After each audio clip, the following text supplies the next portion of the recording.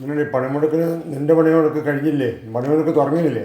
എല്ലാവരും വീട്ടിലിരിക്കുമല്ലേ, എല്ലാവർക്കും ഇഷ്ടപ്പെട്ട ഭക്ഷണവും ഉള്ള ആവശ്യങ്ങളും അതെല്ലാം ചെയ്തു തരണ്ടേ. അങ്ങനെ രാവിലെ എണീച്ചിട്ട് കപ്പ വേവിക്കുക കേട്ടോ. നല്ല സൂപ്പർ പച്ചക്കപ്പ കിട്ടിയിട്ടുണ്ടേ. ചേട്ടന് കപ്പ വേണമെന്നല്ലേ പറഞ്ഞേ രാവിലെ? അതെ, കപ്പ കുറേ നാളായില്ലേ കപ്പ കഴിച്ചിട്ട്. അതെ അതെ, നല്ല പച്ചക്കപ്പ കഴിച്ച്. ഇന്നലെ നല്ല മീൻ കിട്ടി.